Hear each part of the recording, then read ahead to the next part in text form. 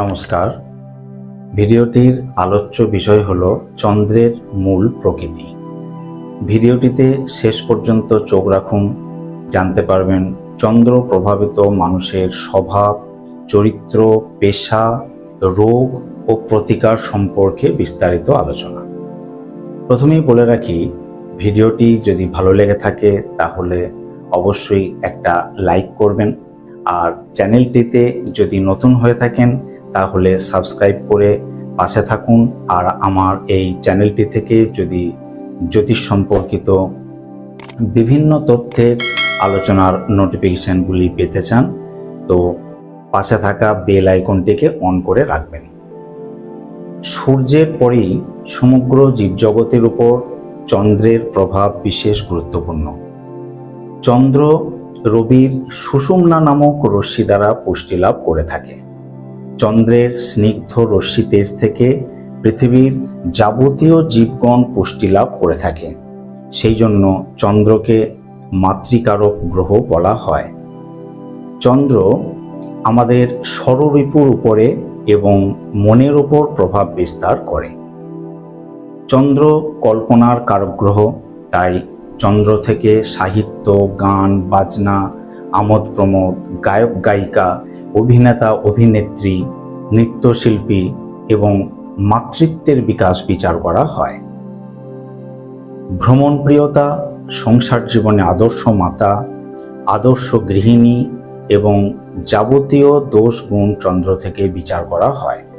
মনের মধুরতা, মনের উদারতা চন্দ্র থেকে বিচার করা হয়। অন্যদিকে দুস্থানগত চন্দ্র থেকে এবং পাপ পীড়িত চন্দ্র থেকে যেগুলি বিচার করা হয় সেগুলি হলো মানসিক বিষাদ, মানসিক অবসাদ, জড়তা, বাতুলতা, কামুকতা, সর্বনাশা গৃহিণী ইত্যাদি।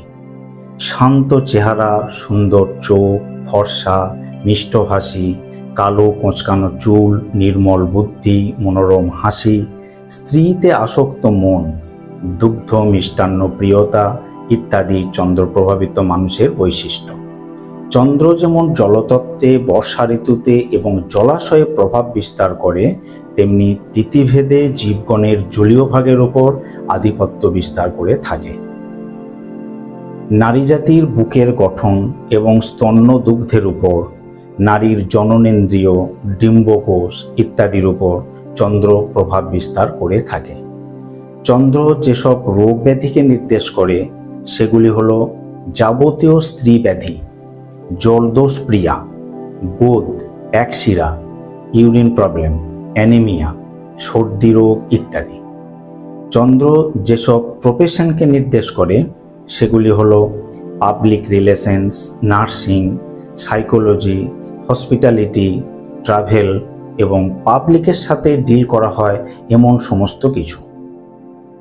চন্দ্র সত্যগুণ, জাতি বৈশ্য, চন্দ্রের ধাতু চন্দ্রকান্তমণি, ইন্দ্রনীল, মুক্ত, শঙ্খ। ওষুধই হলো যাবতীয় বৃক্ষলতা। চন্দ্রের মূল বলতে ক্ষীরিকে বোঝায়, রং সাদাকে বোঝায়। মাতৃকারক গ্রহ চন্দ্র সম্পর্কে আলোচনাটি শেষ করলাম।